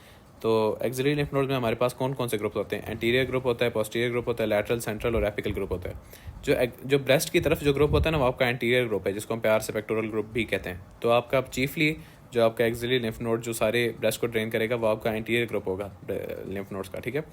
उसके बाद आपका जो पोस्टीरियर ग्रुप है, लैटरल ग्रुप है, सेंट्रल और एपिकल ग्रुप है, उसको भी कुछ लिम्फ आता है ब्रेस्ट से डायरेक्टली या इनडायरेक्टली, ठीक है, तो उनको भी हम शामिल करते हैं इसमें। ज़ेली लिम्फ नोड्स की डिवीज़न में जो अलग से भी उन्होंने एक्सप्लेन की हुई है, anterior, posterior, lateral, central, apical, ठीक है, इनको अभी हम डायग्राम में भी देखेंगे। अच्छा, उसके बाद आपको मैंने बताया था कि आपके इंटरनल मेमोरी नोड्स जो इंटरनल थोरेसिक आर्टरी के अलॉन्ग होते हैं, और इंटरनल थोरेसिक आर्टरी को इंटरनल मेमोरी आर्टरी कहते हैं, फिर आपकी, और उनको पैरास्टर्नल नोड्स भी कहते हैं, क्योंकि आपकी जो इंटरनल थोरेसिक आर्टरी, अगर मैं इस पर आपको येलो से बना के दिखाऊँ, आपकी इंटरनल थोरेसिक आर्टरी का कोर्स कुछ इस तरह होता है, स्टर्नम के बिल्कुल साथ, इसलिए इसको बोलते हैं पैरास्टर्नल बोलते हैं इसको, ठीक है, इसके कोर्स को स्टर्नम के साथ, ठीक है। तो इसलिए जो नोड्स हैं उनको हम पैरास्टर्नल नोड्स भी बोलते हैं, उनको इंटरनल मेमोरी नोड्स भी बोलते हैं। अच्छा, उसके बाद ये हमने बात कर ली इंटरनल मेमोरी नोड्स की, आपके एक्सिलरी नोड्स की। फिर आ जाते हैं आपके जो तीसरे इंपॉर्टेंट थे, वो कौन से थे? पोस्टीरियर इंटरकॉस्टल, तो वो भी यहाँ पे लिखे हैं पोस्टीरियर इंटरकॉस्टल नोड्स। कुछ लिम्फ जो है वो पोस्टीरियर इंटरकॉस्टल नोड्स में भी जाता है। उसके बाद सुप्रा क्लेविकुलर नोड्स में भी जाता है। आपको पता है क्लेविकल है ऊपर, क्लेविकल के ऊपर जो नोड्स हैं उनको बोलते हैं सुप्रा क्लेविकुलर नोड्स, तो उनमें भी जाता है। उसके बाद सेफेलिक डेल्टोपेक्टोरल नोड। डेल्टोपेक्टोरल ग्रूव क्या होता है? डेल्टोपेक्टोरल ग्रूव भी स्पेशल स्ट्रक्चर्स की वीडियो में होना चाहिए, लेकिन इसका कोई इतना वो नहीं है, क्या कहते हैं उसको, इसकी कोई इतनी डिटेल्स नहीं है जो मैं इसको एक अलग इसका हेडिंग बना के आपको बताता। डेल्टोपेक्टोरल ग्रूव सिर्फ एक ग्रूव है जो आपको पता होना चाहिए। ये आपका डेल्टॉइड मसल है, डेल्टॉइड का इंटीरियर हेड है, और ये आप आपका पूरा पेक्टोरालिस मेजर के मसल के 3 हेड है, ठीक है। आपके डेल्टॉइड और पेक्टोरालिस मेजर के दरमियान में अगर आप नोटिस करें तो ये ग्रूव सा बन रहा है, ये ग्रूव है। अगर मैं इसको येलो से बना दूँ, इस ग्रूव को कहते हैं डेल्टोपेक्टोरल ग्रूव। तो इधर जो लिम्फ नोड्स हैं उनको हम बोलते हैं सेफेलिक नोड्स, तो उनमें भी आपके ब्रेस्ट का कुछ जो है ड्रेन होता है लिम्फ। तो डेल्टोपेक्टोरल ग्रूव में एक नर्व लाई करती है, और मुझे उस नर्व का नाम अभी नहीं ज़हन में आ रहा। अगर हम पूरे ही नर्वस सिस्टम को डाल दें तो कोई नर्व इसके अंदर से गुजरेगी। That is not a very good way to find out. खैर फिर देख लेंगे जब हम बीडी पढ़ेंगे, उसमें कहीं ना कहीं तो आएगी ये बात। खैर अभी इसको मिस कराओ, बस डेल्टोपेक्टोरल ग्रूव आपको पता होना चाहिए क्या चीज़ होती है। तो डेल्टोपेक्टोरल नोड्स जिसको हम सेफेलिक नोड कहते हैं, वो भी आपके बेसिकली उनमें भी जाता है आपका लिम्फ ब्रेस्ट का। फिर सब डायफ्रामेटिक यानी डायफ्राम के नीचे जो नोड्स हैं उनमें भी जाता है। देखो अब कहाँ तक जा रहा है आपका लिम्फ, तो इस वजह से जो कैंसर सेल्स हैं वो भी जल्दी स्प्रेड कर जाते हैं। और फिर सब पेरिटोनियल लिम्फ फ्लेक्सेस जो आपका बेसिकली पेरिटोनियम आपका एब्डोमेन में होता है, तो वहाँ सब पेरिटोनियल जो लिम्फ फ्लेक्सेस हैं उनमें भी आपका लिम्फ ब्रेस्ट से जाता है, ठीक है। तो ये तो आपके लिम्फ नोड्स हो गए जिनमें ब्रेस्ट का लिम्फ ड्रेन होता है। लिम्फेटिक्स की बात की जाए तो आपके वो 2 सेट्स में हम डिवाइड करते हैं, जिस तरह हमने वेन्स को 2 सेट में डिवाइड किया था। एक आपके सुपरफिशियल लिम्फेटिक्स हैं और एक आपके डीप लिम्फेटिक्स हैं। जो डीप लिम्फेटिक्स हैं वो क्या ड्रेन करते हैं? आपके पैरेन्काइमा को, ब्रेस्ट के जो फंक्शनल टिश्यू था, ठीक है। उसके अलावा निपल एंड एरियोला को। निपल एंड एरियोला स्किन का कॉम्पोनेंट है। आप सोचेंगे स्किन के सारे कॉम्पोनेंट को सुपरफिशियल लिम्फेटिक्स करते हैं, लेकिन नहीं, आपके स्किन के जो निपल और एरियोला हैं वो उनको डीप लिम्फेटिक्स ड्रेन करते हैं along with the parenchyma of breast. उसके अलावा बाकी क्या बच जाता है? आपकी स्किन। तो आपकी स्किन को कौन ड्रेन करता है? पूरी स्किन को superficial lymphatics except the nipple and areola, ठीक है। उसके बाद ये लिम्फेटिक्स किस तरह पास करते हैं? Radially to the surrounding lymph node. यानी रेडियली का क्या मतलब है? अगर सेंटर में आपका एरियोला है तो रेडियली इस तरह होगा, इस तरह इस तरह इस तरह। जिस तरह रेडियस होता है ना, किसी रेडियस के लिए हम लाइन लगाते हैं ना सेंटर से बाहर तक, तो इस तरह रेडियली फैलते हैं वो to the different lymph nodes. किन नोड्स में? Axillary lymph nodes, internal memory, supraclavicular, cephalic और पोस्टीरियर इंटरकॉस्टल नोड्स में। ये मैं आपको पहले बता चुका हूँ कितना परसेंट डिवाइड होता है, किस तरह डिवाइड होता है। उसके बाद एक्सिलरी लिम्फ नोड में सबसे ज़्यादा लिम्फेटिक्स कहाँ पे आते हैं? मैंने आपको बताया था पेक्टोरल ग्रुप मेनली जो उसको ड्रेन होता है, उसमें ड्रेन होते हैं। उसके बाद पार्टली वो पोस्टीरियर और एपिकल ग्रुप में भी जाते हैं, ये तो ज़ाहिर बाकी सारे ग्रुप्स में पार्टली जाते ही हैं। लेकिन अगर आपको लिम्फेटिक ड्रेनेज की एक डायग्राम बनानी हो कि how does lymphatic drainage happen, तो लिम्फ आपका मेनली जाता है एंटीरियर ग्रुप में, मैंने बात की। चलो पोस्टीरियर भी हम उनको एक साथ कंसिडर कर लेते हैं। लिम्फ जाता है एंटीरियर पोस्टीरियर ग्रुप में। फिर एंटीरियर पोस्टीरियर ग्रुप से लिम्फ जाता है into the central and lateral groups. Central lateral group से लिम्फ जाता है into the apical group. Apical से सुप्राक्लेविकुलर नोड्स में, सुप्राक्लेविकुलर नोड्स में फिर आपका इवेंचुअली वो आपकी जिस वेन में आपका सारा लिम्फ जाके ड्रेन होता है ना, उस वो थोरेसिक डक्ट से, वो वाली कहानी आप ना ही अभी उसमें पढ़ें, लेकिन मैं आपको वैसे लिम्फ फ्लो बता रहा था। कि अगर हम यहाँ पे आ जाएं, ये आपका ये डायग्राम है, आपकी ब्रेस्ट है यहाँ पे और आपका ये बाकी सारे नोड्स हैं। ये आपका एंटीरियर ग्रुप है, ये आपका पोस्टीरियर ग्रुप है, ये आपका सेंट्रल ग्रुप है, आपका एक्सिलरी ग्रुप है, आपका एपिकल ग्रुप है। और तो अगर हमें एक रास्ता बनाना होता कि कहाँ से जाता है ब्रेस्ट, तो सबसे पहले आपका ब्रेस्ट से सारा लिम्फ जाता है इनटू एंटीरियर, मोस्ट हमने कहा था 75% जाता है into the anterior group of the axillary lymph nodes. तो यहाँ पे साथ ही पोस्टीरियर पड़ा, इसलिए हम इसको साथ ही लेते हैं। पहले तो सारा ब्रेस्ट यहाँ पे आ गया, ब्रेस्ट कह रहा हूँ, सारा लिम्फ यहाँ पे आ गया। फिर इससे कहाँ पे जाएगा आगे, आपके पास कौन से लिम्फ नोड्स हैं, सेंट्रल और लेटरल। फिर सेंट्रल लेटरल में जाएगा, सेंट्रल लेटरल से फिर ऊपर जाएगा आपका टुवर्ड्स द एपिकल, एपिकल से इनटू द सुप्रा क्लैविकुलर, और फिर सुप्रा क्लैविकुलर से इनटू द थोरेसिक डक्ट, या जो भी आपकी डक्ट है जो आपकी बेसिकली वापस लिम्फ को लेके जाएगी इनटू द वीनस ड्रेनेज। ठीक है, ये साथ आपके इंटरनल मेमोरी पैरास्टर्नल नोड्स भी बताए हुए हैं, जो आपके basically internal thoracic internal memory when के और आर्टरी के साथ होते हैं। अच्छा, ये सारी बात तो होगी। फिर आ जाती है आपकी internal memory nodes drain the lymph from both the inner and outer half of breast. Inner and outer half क्यों कह रहे हैं, क्योंकि आपका जो ब्रेस्ट है, ये अगर ब्रेस्ट है तो इसका इनर हाफ कौन सा होगा, ये वाला होगा। तो ये इनर हाफ को भी ड्रेन करते हैं, क्योंकि आउटर हाफ को बाकी सब तो ड्रेन कर ही रहे हैं, ये मेनली इनर हाफ को ड्रेन करते हैं, लेकिन साथ साथ आउटर हाफ को भी ड्रेन करते हैं। ये सिर्फ रैंडम फैक्ट्स हैं जो उन्होंने लिखे हुए हैं, जिसकी कोई सेंस नहीं बनती। अच्छा, एक इंपॉर्टेंट बात, आपके एरियोला के डीप एक लिम्फ वेसल्स का प्लेक्सस है, उसको हम बोलते हैं सब एरियोलर प्लेक्सस ऑफ सैपी। ये एक वाइवा क्वेश्चन भी है और एक थ्योरी क्वेश्चन भी है। What is the sub areolar plexus of sappy and what does it drain into. सब एरियोलर प्लेक्सस ऑफ सैपी जो है आपका, वो आपका एक प्लेक्सस है, लिम्फ वेसल्स का प्लेक्सस है। याद रखना, वेन्स का प्लेक्सस नहीं है, it's a plexus of lymph vessels जो deep to the areola present है, और it drains into the anterior group of the axillary lymph node, जिसको हम पेक्टोरल ग्रुप भी कहते हैं। ठीक है, फिर lymphatics from the deep surface of the breast pass. अच्छा, अब एक बात है कि जो आपकी डीप सरफेस है ब्रेस्ट की, ठीक है, उसके नीचे क्या हमने पढ़ा, उसके नीचे पेक्टोरालिस मेजर है, उसके नीचे पेक्टोरल फैशा वगैरह सब कुछ। ठीक है, तो जो आपके लिम्फेटिक्स ने वहाँ से गुजर के आपके इंटरनल मेमोरी नोड्स में जाना है, तो उनको ऑफ कोर्स आपके पेक्टोरालिस मेजर और क्लैवी पेक्टोरल फैशा क्या है, वो हम आगे पढ़ते हैं। पेक्टोरालिस मेजर मसल और इन सारे फैशास को पियर्स करके उनको एपिकल नोड्स और इंटरनल मेमोरी नोड्स में पहुँचना पड़ेगा, क्योंकि उनके डीप है ना वो। तो that basically rounds of the lymphatic drainage of the breast for us. तो इसमें जो इंपॉर्टेंट बात होती है वो सिर्फ यही पूछते हैं कि आपके कौन से नोड्स हैं। ठीक है, फिर आपसे पूछते हैं कौन से आपके लिम्फेटिक वेसल्स हैं। ठीक है, उसके बाद आपसे ये पूछ सकते हैं कि ऑर्डर, किस ऑर्डर में ड्रेन होता है आपका लिम्फ। ठीक है, फिर आपका sub aerial plexus of sappy क्या है, ये इंपॉर्टेंट बातें होती हैं इसमें। जो ज़्यादा लाइक बच्चे होते हैं वो डायग्राम भी बना के आते हैं, क्योंकि मैं इतना फोकस नहीं करता मार्क्स वगैरह पे, तो आई डोंट मेक डायग्राम्स, लेकिन समझने के लिए अलबत्ता देख लेना ज़रूरी होता है। अच्छा, फिर आ जाता है आपका पेक्टोरल एंड क्लैवी पेक्टोरल फैशा। अब क्लैवी पेक्टोरल और पेक्टोरल फैशा क्या है। पेक्टोरल फैशा आपने याद रखना है, पेक्टोरलिस मेजर को कवर करता है। सबसे पहला जो मसल आता है, जब हमने मसल वाली वीडियो में डिस्कस किया था, जब हम स्किन को हटाते हैं और सुपरफिशियल फैशा को हटाते हैं, तो आपका पेक्टोरलिस मेजर मसल आता है, उसको जो कवर कर रहा होता है फैशा, ये जो वाइट सी शीट ऊपर चढ़ी हुई है, ये पेक्टोरल फैशा है। जब आप पेक्टोरल फैशा और पेक्टोरलिस मेजर को हटा देंगे, नीचे आपके पास कौन से मसल होंगे, पेक्टोरलिस माइनर और सब क्लेविस वगैरह। ठीक है, उनके ऊपर जो फैशा होता है उसको हम बोलते हैं क्लैवी पेक्टोरल फैशा। सिर्फ इतनी सी बात है। ठीक है, पहले आ गया आपका स्किन हटाने के बाद कौन सा फैशा, सुपरफिशियल फैशा। सुपरफिशियल फैशा हटाने के बाद कौन सा फैशा, पेक्टोरल फैशा। पेक्टोरल फैशा हटाया तो उसके नीचे क्या है, pectoralis major muscle. Pectoralis major muscle हटाया तो उसके नीचे क्या है, आपके क्लैवी पेक्टोरल फैशा आपका पड़ा हुआ है। ठीक है,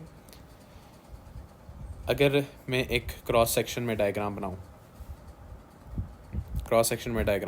सबसे बाहर आपकी स्किन, उसके नीचे आपका कौन सा फैशा, पेक्टोरल फैशा। पेक्टोरल फैशा ने किसको इनक्लोज किया हुआ है, आपके पेक्टोरलिस मेजर मसल को, जिसको मैं ये रेड फाइबर से दिखा रहा हूँ। ये आपका पेक्टोरलिस मेजर मसल आ गया, और दोनों साइड पे अगर मैं पिंक से आपका ये बनाऊँ, ये आपका पेक्टोरल फैशा मैं पिंक से बना रहा हूँ। Pectoral fascia is basically deep fascia surrounding the pectoralis major muscle. ठीक है, ये पेक्टोरल फैशा ने इसको कवर किया हुआ है, पेक्टोरलिस मेजर मसल को। अब अगर आप पेक्टोरलिस मेजर को भी हटा दें और उसके साथ साथ उसके फैशा को भी हटा दें, तो नीचे कौन सा मसल पड़ा हुआ है, पेक्टोरलिस माइनर, और ऊपर क्लैविकल के नीचे कौन सा मसल अटैच्ड है, सब क्लेवियस। अब क्लेवियस और पेक्टोरलिस माइनर को जो फैशा कवर कर रहा है ना, इसको हम बोलते हैं क्लैवी पेक्टोरल फैशा, ये जो मैं ब्लू से बना रहा हूँ। ठीक है, ये भी डीप फैशा का लेयर है, लेकिन इसने मसल्स डिफरेंट को कवर किया हुआ है। कि ये स्किन है, ये स्किन है, ये आपका pectoral fascia, pectoralis major muscle, clavipectoral fascia, subclavius muscle, और ये जो अंदर छोटा सा मसल ये पेक्टोरलिस माइनर मसल, ठीक है। केस से आपको क्लियर हो गया होगा कि पेक्टोरल फैशिया क्लेवी पेक्टोरल फैशिया में क्या फ़र्क होता है। अच्छा, deep fascia covering the pectoralis major muscle is called the pectoral fascia. It is thin and closely attached to the muscle and muscle fasciculi ना भी आ पड़े तो it is attached superiorly to the clavicle. अच्छा, pectoral fascia के attachments क्या हैं? Superiorly to the clavicle, ये क्योंकि ऊपर क्लेविकल ही है superiorly. Anteriorly to the sternum, क्योंकि एंटीरियर साइड पे स्टर्नम है। सुप्रोलेटरली का क्या मतलब, पहले आप सुपीरियर जाएंगे फिर आप लेटरल जाएंगे। सुप्रोलेटरली आपका डेल्टॉइड मसल है तो वहाँ पे ये डेल्टॉइड फैशा के साथ कंटिन्यूस हो जाता है। डेल्टॉइड फैशा क्या है? बेसिकली फैशा कवरिंग दी डेल्टॉइड। फिर इंफ्रोलेटरली बात की जाए तो इंफ्रोलेटरी का मतलब इन्फीरियर और लेटरल मतलब इधर। यहाँ पे क्या है? एक्जिला। तो यहाँ पे आपका ये कॉन्टिन्यूस हो जाएगा एक्सिलरी फैशा के साथ। और इन्फीरियरली आपका जो एब्डोमिन के मसल्स हैं, यहाँ पे आपका जो मसल होता है उसको हम बोलते हैं रेक्टस एब्डोमिनस, और उसको कवर करने वाला जो फैशा है उसको हम बोलते हैं रेक्टस शीथ। तो इन्फीरियरली आपकी रेक्टस शीथ के साथ कंटिन्यू हो जाता है। तो बेसिकली अगर आप इन सारी टर्म्स को देखें तो इतना मुश्किल नहीं है। ऊपर क्या होगा? क्लेविकल है तो कौन सा फैशा होगा? ऊपर ये क्लेविकल के साथ ही अटैच्ड होगा, ठीक है। सुप्रोलेटरली डेल्टॉइड है तो डेल्टॉइड फैशा। इंफ्रोलेटरली एक्सिला है तो एक्सिलरी फैशा। इन्फीरियरली रेक्टस एब्डोमिनस है तो रेक्टस शीथ यानी जो रेक्टस एब्डोमिनस का फैशा है, ठीक है। और एंटीरियरली आपकी स्टर्नम है तो स्टर्नम के साथ अटैच होगा। ये आपकी पेक्टोरल फैशा की अटैचमेंट्स होगी। और इसका हमने पढ़ लिया किस मसल को इनक्लोज करता है, बस इतनी सी बात है। क्लेवी पेक्टोरल फैशा की बात करें तो it is basically fibrous sheath is deep fascia situated deep to the clavicular portion of the pectoralis major. आप सिर्फ इतना याद भी रख सकते हैं कि it is deep to the pectoralis major muscle, ठीक है। ऊपर ये भी क्लेविकल से अटैच्ड है, ठीक है। और नीचे किधर तक जाता है? एक्सिलरी फैशा तक। इस बेचारे को हमने मासूम सा बताया, ऊपर क्लेविकल है, नीचे जाता है किधर तक? एक्सिला पे। तो नीचे एक्सिलरी फैशा, ऊपर क्लेविकल है, ठीक है।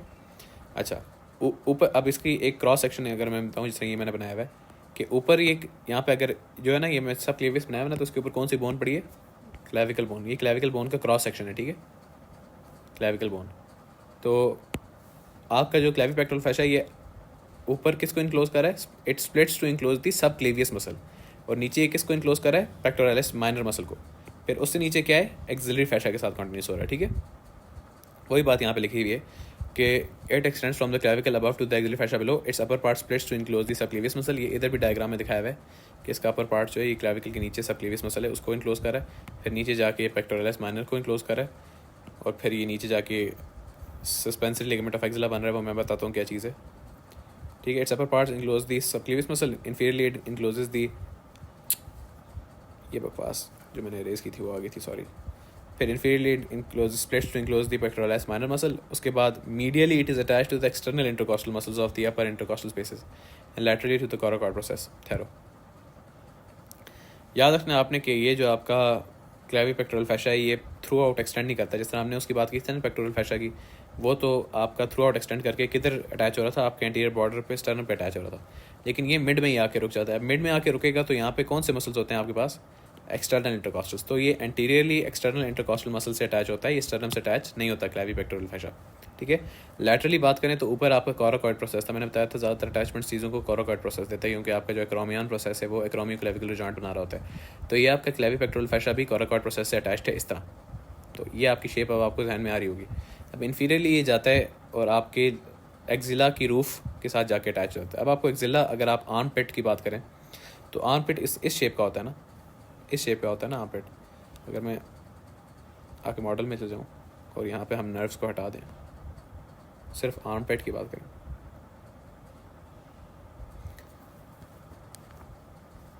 तो आपकी आर्म पिट की शेप किस तरह इस तरह की है ना, राइट से बनाऊँ, इस टाइप की शेप है ना। तो जब आपका पेक्टोरल वो कौन सा क्लेवी पेक्टोरल फैशा है ना, वो इसकी रूफ के साथ आके अटैच होता है ना, तो वो इसकी रूफ को सस्पेंड करता है, otherwise it's roof would fall, ठीक, ग्रेविटी के इफेक्ट से बना गिर जाती। लेकिन ये जो सस्पेंसरी लिगामेंट है जो अभी मैं ग्रीन कर दूंगा, ग्रीन कर दिया, ये आपकी एक्जिला जिसको मैंने ब्लू से बनाया हुआ है उसकी रूफ के साथ अटैच होता है, उसको सस्पेंड करके रखता है, इसलिए हम बोलते हैं ये सस्पेंसरी लिगामेंट ऑफ एक्जिला बनाता है इन्फीरियरली। तो यही बात यहाँ पे लिखी हुई कि inferiorly continues as the suspensory ligament which is attached to the dome of the axillary fascia and helps to maintain it. अब clavipectoral fascia is pierced by, अच्छा ये इंपॉर्टेंट क्वेश्चन है कि क्लेवी पेक्टोरल फैशा को कौन सी चीज़ें पियर्स करती हैं। यहाँ पे आपको नज़र आ रहा होगा